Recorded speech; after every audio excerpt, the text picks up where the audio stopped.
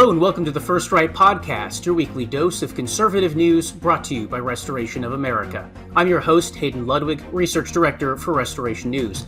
Be sure to find our work at restoration-news.com. Joining us this week is our very own Senior Investigative Researcher, Victoria Manning, the architect of an explosive new Restoration New project tracking illegal alien crimes nationwide under Joe Biden. Seriously, folks, if you haven't already seen illegalialiencrimes.com, do it now. You won't believe how bad the invasion has gotten in Joe Biden's borderless America. Here to talk about that is Vicki. Vicki, welcome to the show. Thanks, Hayden, for having me. Now, you've been tracking crimes committed by illegal aliens in our country since February. In fact, you coined the term we use to describe this Biden invasion, extremely clever, and that was the inspiration for launching illegalialiencrimes.com in June. Now, tell us what you found by digging into these horrific crimes. Well, I've found a lot, but perhaps the most appalling thing that I've found is the number of pedophile rapists all across the nation that have crossed our borders illegally. Included in those are unaccompanied minors who are their victims. And we're seeing this more and more everywhere as I dig into this further. And this includes another big issue across our nation right now, which is human trafficking. So a lot of these illegal alien children, also known as unaccompanied minors who are coming across our border, are victims themselves of human trafficking, being funneled in through our borders by gangs and cartels in Mexico. And I've even seen a lot of American citizens cooperating and trying to make money on this. So that is probably the most egregious thing that I've found. But there's so much more, and including, President Trump was vilified for using the term monsters. But if you look at our crime map, you will see monsters all across the nation who are harming children, women, and truly innocent people. Yeah, the map doesn't really just track shoplifting. It's rape. You have rape vans you've discovered, people being dragged off the trails when they're going for a jog and being brutally raped and murdered. I was shocked looking at it, just the number of sex crimes against children. And we're not talking about 17-year-olds. We're talking about 11 and 12-year-olds. It's truly monstrous and medieval. Well, it's even younger, Hayden. There's one situation in California that I found where an illegal alien broke into a home in military housing and sexually assaulted a 5-year-old little girl while she slept.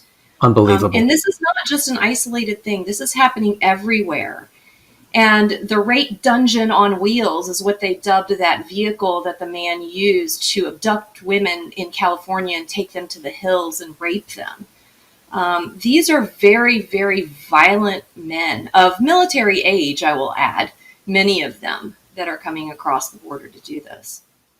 So as of writing, I believe we've covered 48 or 49 states. You can correct me in a moment here.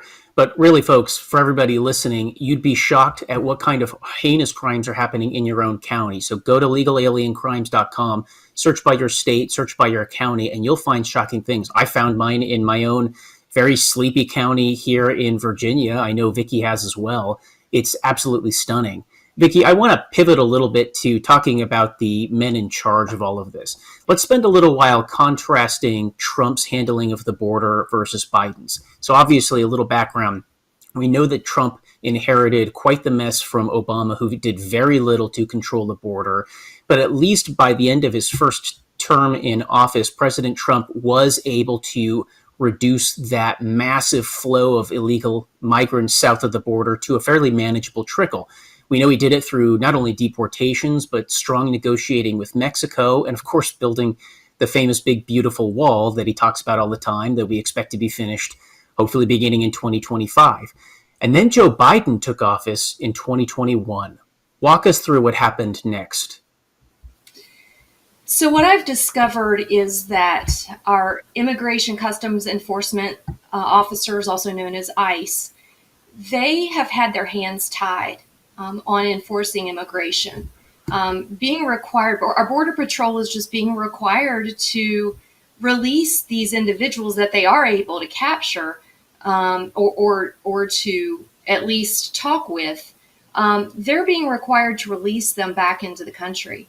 And there was a situation in Wisconsin just last week where an illegal alien stabbed 2 children to death. And Wow. the media wasn't reporting that he was an illegal alien, but I had I felt that that's probably what the case would be. So I looked into it a little further and I reached out to ICE. I spoke to 2 ICE agents who were very hesitant to talk with me. They kept referring me to additional people and said they couldn't give any comments and I needed to talk with their public affairs officer. They were helpful, but they were hesitant. They were very careful of their wording, but they ultimately did confirm that this man was an illegal alien. So I think that we have some very fine people in our Customs and Border Patrol agencies who want to do the right thing, but because of the Biden-Harris administration, their hands have been tied to protect us, and that's very scary. You were the first to report on that story. I remember that very recently. Now, I believe that individual was allowed into the country under Biden's catch and release policy, right? Can you tell us what that policy is? So Biden's catch and release policy, I believe that many many illegal aliens can sign up through an app to come into our country. And once they get here, they are just released and they are so-called required to come back to a court in a later date. We're finding that those court dates now are a year or two later, a year or two out. And we find that these people don't show up, especially the criminals. They're not going to show up for a court hearing. This individual in Wisconsin that murdered the 2 small children, he had just been arrested 2 months prior for a DUI. And Wow. of course, he was released back into the community. And we're seeing these illegals who are committing crimes over and over again who are not receiving any punishment. We're seeing a lot of that in Chicago, a sanctuary city that's not really reporting any of these crimes to ICE. Well, you mentioned he was arrested for a DUI before he murdered those 2 children. And of course, we remember that just a few months ago, there was a bill that passed the Republican-controlled House of Representatives that would have automatically deported any non-citizen, including, of course, illegal aliens who drive drunk. There's similar bills to deport them if they assault police officers and the like. Almost every House Democrat voted against those bills, and they won't even be brought to the Senate floor where Democrats refuse to even bring it to a vote. And of course, if that magically happened, we can expect a veto from President Joe Biden here. So what you really do have a situation of, you have women who would be alive today if Biden was not president. But if these bills had gone through, very common sense measures, you have cases where these monsters who do manage to get through would immediately be deported from the country before they could commit further crimes, right? Yeah, and you bring up another good point about DUIs. Those are a huge issue among the illegal immigrant community. And we're seeing that in every state. We have been for many years. And if we were able to do something about that, but another issue is there are so many of them that ICE can't handle them all. I've spoken with several sheriff's deputies who have told me that they have so many illegal aliens in their jails, they contact ICE and ICE just doesn't come get them. So they have to release them back out on the streets. They can't house them all. So I've seen 3rd, 4th, 5th time offenders of illegal aliens driving drunk, injuring people in their own vehicles, and they're not receiving any consequences. You can't take their driver's license away from them because they don't have any. You hope they don't have any, at least. Of course, right. In some cases, states like California, they do, for what good it provides. Let's talk a little bit about how the media has not reported on this, other than what Restoration News is pointing out, of course. It's shocking to me in one way that immigration is the single top issue in 2024 amidst a whole basket of major issues like Bidenflation and the like, housing affordability. And yet it's consistently pulled at the very top of Americans' concerns. We all remember that immigration was the single defining issue of the 2016 election 8 years ago. But by 2020, it seems to have largely subsided. I think, of course, because President Trump largely got the border under control, only to surge back up again in 2024. And yet, from the way that the left-wing legacy media reports on it, Vicki, you wouldn't really know that, would you? Not at all. And I don't know, Hayden, if it's laziness or willfulness as to why they're not reporting on this. It's not been easy to uncover all of these crimes. I mean, we've had to dive into jail records, make phone calls. We've received a lot of reports on our tip line, which has been fantastic, of citizens just reporting to us what they know from their local communities. So it hasn't been easy, but it's important. It's very important work. And it's not being done by the legacy media. And in addition to that, regular citizens are vilified if they question an immigrant's status. Not only regular citizens, but police, law enforcement. They're vilified. They're called xenophobes. They're called racists. I've questioned it myself, and I've been vilified. But this is a huge concern, and everybody needs to speak up. We need to know what's going on in our backyards. And, once you've been called a racist and a xenophobe 20 times, you just let it roll off your back. Well, and of course, the people calling you racist for talking about illegal alien crimes themselves are racist because they assume everybody who's committing those crimes is Latino, right? I mean, obviously, that's what they're assuming. And, I very much support immigration. I just support legal immigration. And, Are we getting that right in our country? Probably not. We do need to make some changes to that. But we have to be a country who enforces our laws. We have to abide by rule of law or we're going to have chaos. Well, when you have over 50 million non-citizens, including illegal and legal aliens living in the country, you very quickly reach an untenable point where there's assimilation becomes completely impossible. And of course, while immigration has always been a part of our country's history, going back to before the founding, assimilation always went along with it. And we know that the left wants multiculturalism. They want a bunch of little islands of people who never change, never become Americans, even as they come into the United States and obtain U.S. citizenship. And it's a huge problem, even if we get the illegal alien population under control. There's an aspect of this I want to talk about. So you have talked about how difficult this kind of journalism is because there's really no central repository of information outside of illegalaliencrimes.com, which is why we put it together. We looked around, who's doing this work? Nobody's doing this work. I guess we better step up and do it ourselves. One of the aspects that interests me a lot, though, from your work on this is dealing with the sanctuary cities.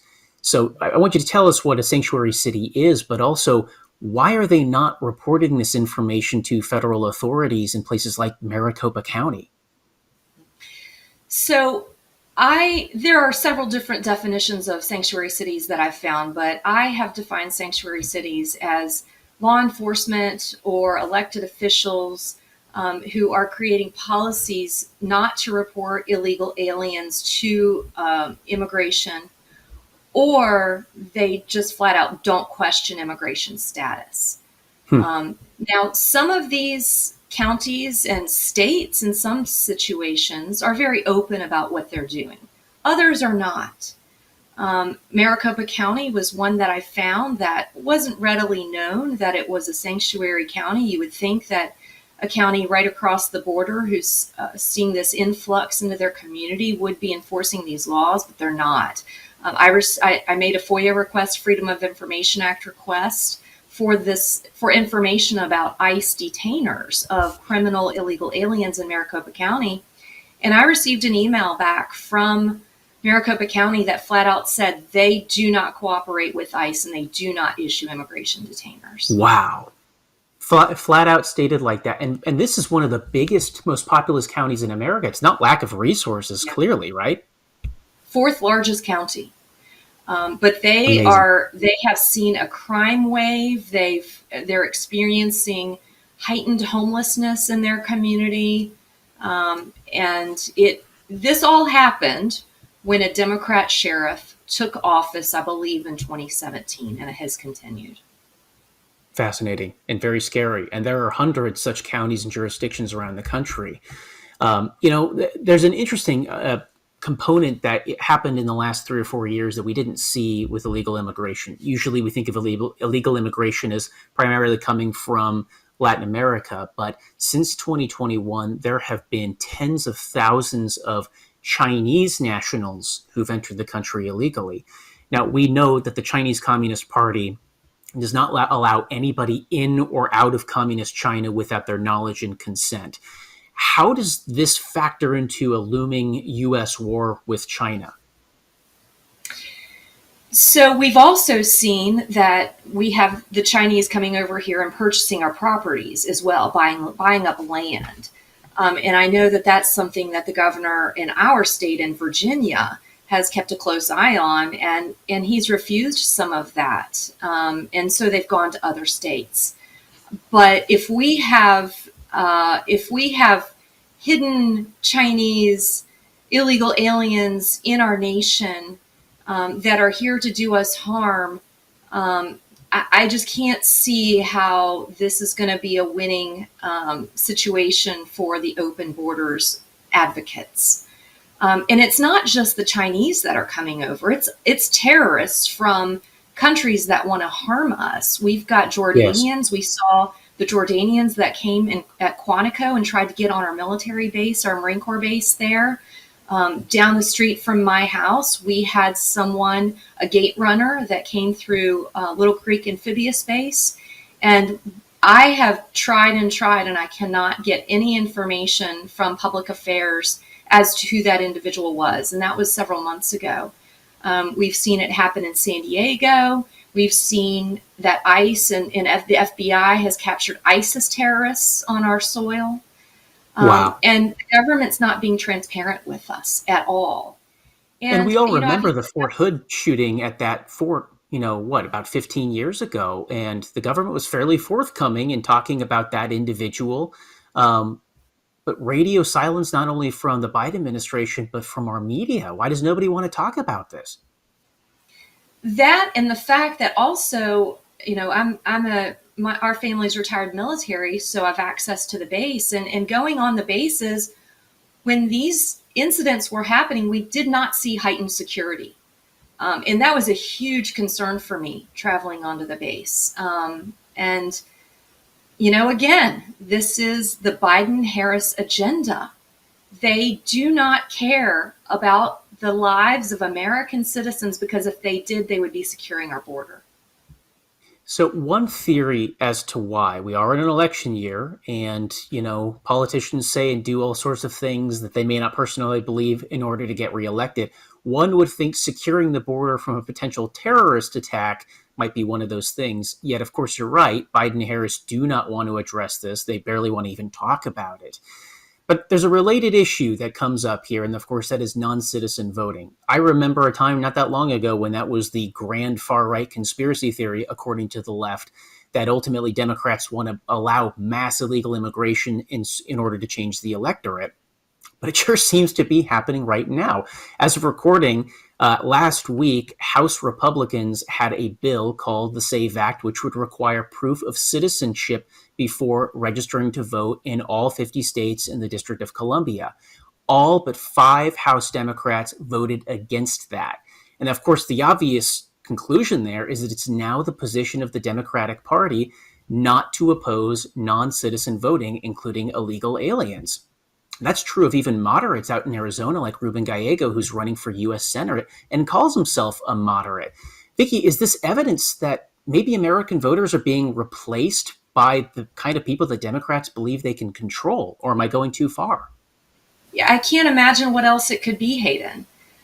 These illegal immigrants are breaking our laws, crossing our border. Why wouldn't they break their laws to vote also? Absolutely. And you mentioned those states that are giving driver's licenses to illegal aliens. They're going to be using those to try to go vote.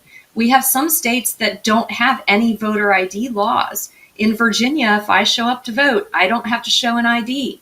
So what is going to prevent these illegal aliens from breaking the law, because it is against the law, But what's going to prevent them from breaking the law and casting a vote in our elections this year? Well, and I'll give you another example. It's even worse in places like New York State, where they have same-day voter registration. What that means is there's nothing stopping an illegal alien from going to a polling place, registering to vote on election day under a false name and address, and casting a ballot then and there, a mail-in ballot, I might add. The registrars are tasked with verifying that, but if it's election day, there's simply no time to verify that registration, even if we believe that Democrat registrars are actually inclined to do so.